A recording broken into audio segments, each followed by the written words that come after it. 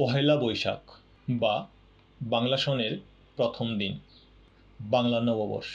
অনেকেই একে হাজার বছরের সংস্কৃতি হিসেবে উল্লেখ করেন। আসলেই কি বাংলা নববর্ষ উদযাপন হাজার বছরের পুরনো? কিভাবে বাংলা বছরের গণনা শুরু হয়েছিল তা জানব আজকের এই পর্বে। পহেলা বৈশাখ বাংলাদেশে এবং ভারতের পশ্চিমবঙ্গে ও ত্রিপুরায় পহেলা বৈশাখ নববর্ষ উৎসব হিসাবে পালিত হয়। এটি বিশ্বব্যাপী বাঙালিদের সার্বজনীন লোকোৎসব হিসাবে বিবেচিত।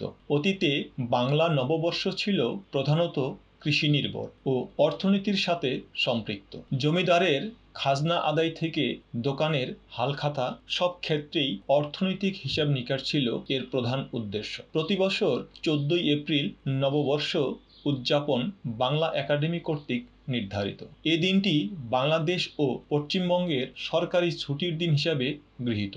1972 সাল অর্থাৎ বাংলা 1379 সন পয়লা বৈশাখ বাংলাদেশের জাতীয় পার্বণ হিসাবে অন্তর্ভুক্ত হয়। ভারতবর্ষে মুঘল সাম্রাজ্য প্রতিষ্ঠা হবার পর হিজরি পঞ্জিকা অনুসারে খাজনা আদায় করা হয়, কিন্তু হিজরি সন চাঁদের উপর নির্ভরশীল হওয়ায় কৃষি ফলনের সাথে তার কোনো মিল ছিল না। ফলে অসময়ে কৃষকদের খাজনা আদায়ে বাধ্য করা হতো। খাজনা আদায়ের সুবিধার জন্য মুঘল সম্রাট আকবর বাংলা সনের প্রবর্তন করেন। তিনি মূলত প্রাচীন বর্ষপঞ্জিতে সংস্কার আনার আদেশ দেন। সম্রাটের আদেশ মতে তৎকালীন বাংলার বিখ্যাত জ্যোতির্বিজ্ঞানী ও চিন্তাবিদ ফতেউল্লাহ সিরাজি সৌর সন ও আরবি সনের উপর ভিত্তি করে নতুন বাংলা সনের নিয়ম তৈরি করেন।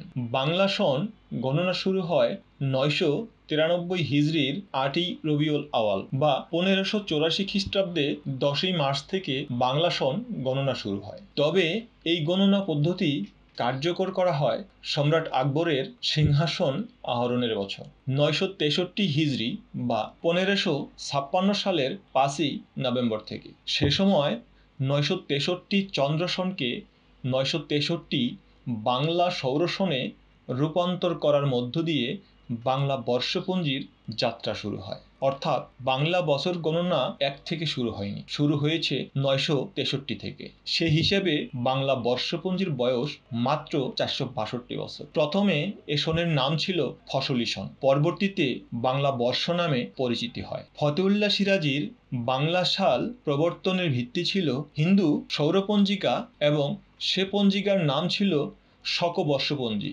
বা শকাব্দ। সে পঞ্জিকা অনুসারে বাংলা 12 মাস অনেককাল আগে থেকেই প্রচলিত ছিল। শকবর্ষপঞ্জির প্রথম মাস ছিল চৈত্র মাস। 963 হিজরিতে চন্দ্র সনের প্রথম মাস মহরম ছিল, তাই তখন থেকে বৈশাখ বাংলা বছরের প্রথম মাস হিসাবে গণনা শুরু করা হয়। মুঘল সময় থেকেই পহেলা বৈশাখে বাংলা নববর্ষের উপলক্ষে কিছু অনুষ্ঠান করা হতো। তখন প্রজারা বাংলার চৈত্র মাসের শেষের দিনের মধ্যে সকল খাজনা, মাসুল ও শুল্ক পরিশোধ করতে বাধ্য থাকত। এর পরদিন পহেলা বৈশাখে জমিদারগণ প্রজাদের মিষ্টি মুখ করাতেন এবং কিছু আনন্দ উৎসব করা হতো। এছাড়া বাংলার সকল ব্যবসায়ী ও দোকানদার পহেলা বৈশাখে হালখাতা করতেন।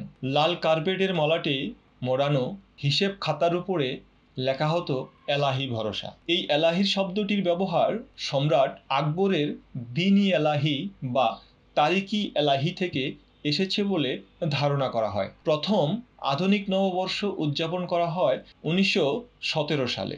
প্রথম বিশ্বযুদ্ধে ব্রিটিশদের বিজয় কামনা করে পহেলা বৈশাখে হোম কীর্তন ও পূজার ব্যবস্থা করা হয়। বর্তমানে পহেলা বৈশাখ উদযাপনের জনপ্রিয় ধারণাটি এসেছে মূলত রাজনৈতিক ও সাংস্কৃতিক আন্দোলনের মধ্য দিয়ে। তৎকালীন আইয়ুব সরকারের আমলে পাকিস্তানে রবীন্দ্রসঙ্গীত চর্চা নিষিদ্ধ করা হয়। বাঙালি সাংস্কৃতিক চর্চার বিরোধিতার প্রতিবাদ স্বরূপ ছায়ানট 1965 সালে বাংলা 1372 সন রমনার বটমূলে বিশ্বকবি রবীন্দ্রনাথ ঠাকুরের এসো হে বৈশাখ এসো এসো গানটি গেয়ে সর্বপ্রথম শহুরে বর্ষবরণের যাত্রা শুরু করে। এই স্থানটি রমনার বটমূল হিসাবে পরিচিত পেলেও যে গাছের ছায়ার নিচে মঞ্চ তৈরি করা হয় প্রকৃতপক্ষে এটি বটগাছ নয়, এটি একটি অসৎ কাজ। ঢাকা বিশ্ববিদ্যালয়ে চারুকলা ইনস্টিটিউট এর উদ্যোগে প্রতি বছর পহেলা বৈশাখে ঢাকা শহরে মঙ্গল শোভাযাত্রার আয়োজন করা হয় 1989 সাল থেকে। বর্তমানে শহরে নববর্ষের এক অন্যতম আকর্ষণ মঙ্গল শোভাযাত্রা। 2016 সালের 30শে নভেম্বর জাতিসংঘের অঙ্গ সংগঠন ইউনেস্কোর মনোগত সাংস্কৃতিক ঐতিহ্য হিসাবে স্বীকৃতি লাভ করে। মিনহাজুল হক রাসেল, লাখো কণ্ঠ।